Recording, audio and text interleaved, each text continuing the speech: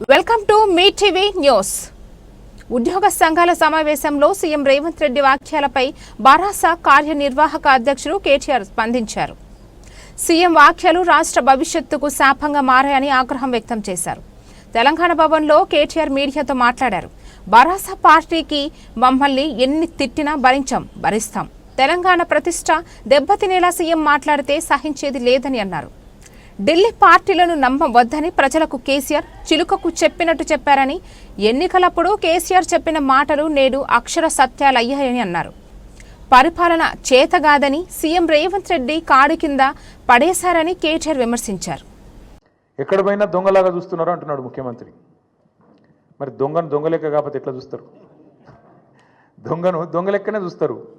నోట్ల కట్టలతో దొరికిపోయిన దొంగను ఖచ్చితంగా దొంగనే అంటారు, దొంగనే చూస్తారు. ఒక విశ్వసనీయత లేని ఓటుకు నోటు దొంగను కాంగ్రెస్ అనే ఒక ఎర్రి పార్టీ గుడ్డిగా నమ్మి సీఎం చేసింది, కానీ ఖచ్చితంగా దేశంలో మిగతా వాళ్ళు మాత్రం నమ్ముతలేరు. మోసగాళ్లను దొంగలే అంటారు ముఖ్యమంత్రి గారు. ఖచ్చితంగా అది ఈరోజు కాదు, చివరి రోజు దాకా కూడా నీ పరిస్థితి అదే ఉంటుంది, యాద పెట్టుకొని చెప్తున్నా. తప్పు చేసింది దొంగ చేతికి తాళాలు ఇచ్చి కాంగ్రెస్ పార్టీ. అందాల పోటీలకు 250 కోట్లు ఉన్నాయి, కానీ పెన్షన్ రిటైర్ అయిన వాళ్ళకు మీకు పెన్షన్ ఇస్తుంది, కానీ రిటైర్ అయిన వాళ్ళకు రిటైర్మెంట్ బెనిఫిట్స్ ఇస్తుంది, కానీ పైసలు లేవా? ఇదేనా నీ ప్రభుత్వం? ఇదేనా నీ ప్రాధాన్యత? నన్ను కోసుకొని తింటారా అంటుండు ముఖ్యమంత్రి. నన్ను కోసుకొని వండుకొని తింటారా? ఇదొక ముఖ్యమంత్రి ప్రభుత్వ ఉద్యోగులను ఉద్దేశించి మాట్లాడిన మాట. అయ్యా ముఖ్యమంత్రి గారు, నిన్ను కోసుక తినేంత పిచ్చోడెవడు లేడు. నువ్వే నీ తలమాసిన విధానాలతో రాష్ట్రాన్ని కాల్చుక తింటున్నావు. రాష్ట్రాన్ని సంవత్సరంన్నర రాచి రంపాన పెడుతున్నావు నువ్వు. ఇది వాస్తవం. అధికారంలోకి వచ్చిన మొదటి 2 వారాల్లోనే శ్వేతపత్రం అనే అబద్ధాల జాతర మొదలుపెట్టినారు. మొదలుపెట్టుడే 6 లక్షల కోట్లు అప్పయిందని మొదలు పెడతాడు. ఇవాళ ముఖ్యమంత్రి గారు మరి ఎన్నిసార్లు మారుస్తారో ఆ అంకె కూడా మాకు కూడా అర్థమవుతలేదు. మొదలుపెట్టినప్పుడు డిసెంబర్ 2023లో 6 లక్షల చిల్లర కోట్లు అప్పని చెప్పిండు, కేసీఆర్ గారు చేసింది. ఇవాళ చెప్తున్నాడు నిన్న 8,29,000 కోట్లట. ఈ సంఖ్య రోజు రోజుకు మారుతూనే ఉంటుందా? సర్కార్ నడుపుతుండ్రా, సర్కస్ నడుపుతుండ్రా, ఏం నడుపుతున్నారు మీరు? 6 లక్షల కోట్లని చెప్పింది మీరే, మళ్ళీ ఇవాళ 8,29,000 కోట్లను అబద్ధం చెప్తుంది మీరే. అసలు వాస్తవం ఏంది?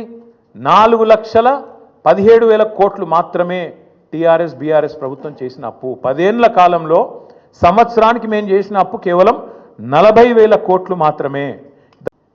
ఇప్పుడు అంటున్నాడు రేవంత్ రెడ్డి గారు, నిన్న 200 రూపాయలు చేస్తారట పెట్రోల్.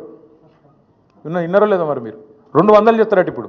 అందుకే నేను అంటున్నా, ధరలు పెంచుడు కాదు, బుర్ర పెంచుకో, సంపద పెంచి ఆలోచన చెయ్యి. అంతేగాని ఢిల్లీకి పోతే అపాయింట్మెంట్లు ఇస్తలేరు, చెప్పులు ఎత్తుకపోతారేమో అని చెప్పి కలుస్తలేరు అన్నాడు. అమ్మతోడు చెప్తున్నా ఈ మాట. నేను ఎవరు చెప్పులు ఎత్తుకపోతారట? అరే చెప్పులు ఎత్తుకపోయేటోళ్ళు వేరే పార్టీ వాళ్ళు ఉన్నారు ఇక్కడ, అది వాళ్ళ కథ వేరు. చెప్పులు ఎత్తుకపోయింది నాకు అర్థం కాదు. ఢిల్లీకి పోతే అపాయింట్మెంట్లు ఇస్తలేరు. ఎవరు ఇస్తలేరు? రాహుల్ గాంధీ ఇస్తలేడు. కరెక్టే, నీకు ఇయ్యరు కూడా. ఎట్లు ఇస్తారు? నీకు తెలిసిపోయింది నీ కథ అంతా. ఇయ్యరు. ఈ కొత్తగా ఎవరైనా సుట్టపోటు కొత్తగా వస్తేనేమో మర్యాద ఇస్తారు ఎవరైనా సరే, 4 రోజులు ఉంటుంది మర్యాద. ఇక కానీ నువ్వు వచ్చేదేమో ఢిల్లీకి నీ పని మీద వస్తావు. మీ మూటలు మోసుకపోయేందుకు 42, 43 సార్లు పోతావు ఇప్పటికీ. అందులోనట ఈయన ఎకానమీ క్లాస్లో పోతుండట. ఫోటోలు మొత్తం బయట పెడతాం, ప్రైవేట్ ఫ్లైట్లు, బిజినెస్ క్లాసులు, మీ ట్రిప్పులు మొత్తం ఫోటోలు బయట పెడతాం. సోషల్ మీడియాలో ఇప్పటికీ తిరుగుతున్నాయి, మళ్ళీ పెడతాం. అరే గింత అన్యాయం మాటలు మాట్లాడతారు. 43 సార్లు ఢిల్లీకి పోతివి, 43 పైసలు లేకపోతివి. ఏముంటుంది ఇజ్జత్ నీకు ఢిల్లీ మార్కెట్లో? వీడు ఊకొత్తాడు పోతాడు, ఎందుకు ఇవ్వాలి మీకు అపాయింట్మెంట్? ఇస్తలేరు, ఏం చేయాలి మరి? నువ్వు మూటలు మోసేందుకు వస్తున్నావు, ఢిల్లీకి రాహుల్ గాంధీకి మూటలు ఇస్తేందుకు వస్తున్నావు. మొదలు మర్యాద ఉంటుంది, ఇక ఆఖరికి దొంగలెక్కనే చూస్తారు.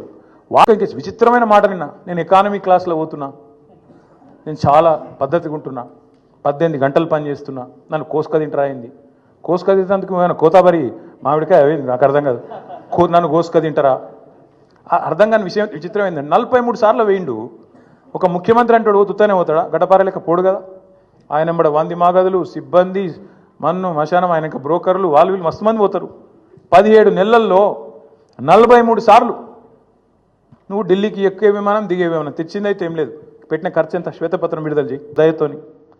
మీ జూబ్లీ హిల్స్ ప్యాలెస్ ఏదైతే ఉన్నది, ఇలా రేవంత్ రెడ్డి గారు ఎక్కడి నుంచి అయితే వర్క్ ఫ్రమ్ హోమ్ చేస్తున్నాడో 3 ఇంతలు పెరిగింది. పెద్దమ్మ గుడి దాకా వచ్చిందట, ఇంకొద్దిగా అయితే యువతలకు వస్తుందేమో. 2,000 ఎకరాలు కొన్నాడు 4th సిటీ దగ్గర. మొత్తం వెల్దండ నుంచి మొదలు పెడితే 4th సిటీ దాకా 2,000 ఎకరాలు వీళ్ళ బినామీలు, వీళ్ళ కుటుంబ ఆస్తులు పెరిగినాయి.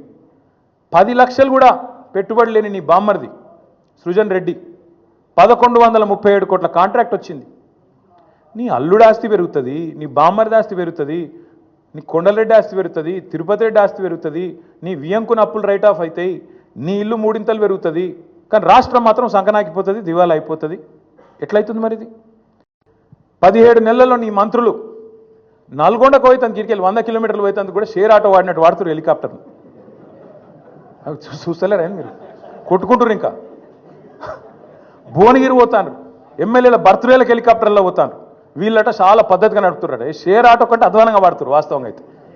హెలికాప్టర్ ఉంటే తప్ప హైదరాబాద్ దాటిపోమంటుండే ఒక్కొక్క మంత్రి. ఈ ఎకానమీ క్లాస్ అంటాడు ముఖ్యమంత్రి. నువ్వు ఎక్కే విమానం దిగే విమానం మేము చూస్తలేమా? అరే రే ప్రైవేట్ ఫ్లైట్లు, జల్సాలు, 7 విదేశీ యాత్రలు, మీ మంత్రుల హెలికాప్టర్ ట్రిప్పులు విడుదల చేయి, శ్వేతపత్రం విడుదల చేయి. అంత మాత్రం ఇక్కడ దాకా ఉపేక్షించడం ఇక మాత్రం ఊరుకోము. కేసీఆర్ గారిని కూడా ఇంకా ఈ చివరిసారి చెప్తున్నాం ముఖ్యమంత్రి గారు, కేసీఆర్ గారిని ఇప్పటిదాకా ఎన్ని మాటలన్నా పడ్డం. ఇక నుంచి కేసీఆర్ గారిని నువ్వు వ్యక్తిగతంగా దూషిస్తే మాత్రం నీ నాలిక చీరేసే రోజు కూడా వస్తుంది. తప్పకుండా యాది పెట్టుకో. ఎవడు 100 సంవత్సరాల కోసం పుట్టలేదు, ఎవడు 1000 సంవత్సరాలు ఉండడు. పక్కా చెప్తున్నాం, ముమ్మాటికి మళ్ళీ అధికారంలోకి వచ్చేది బీఆర్ఎస్ఏ.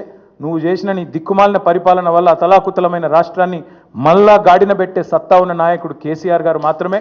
అందుకే వాళ్ళ రాష్ట్ర ప్రజలు నీకు చేత కాకపోతే క్షమాపణ చెప్పు, అడ్డమైన హామీలు ఇచ్చినందుకు క్షమాపణ చెప్పి తప్పుకో.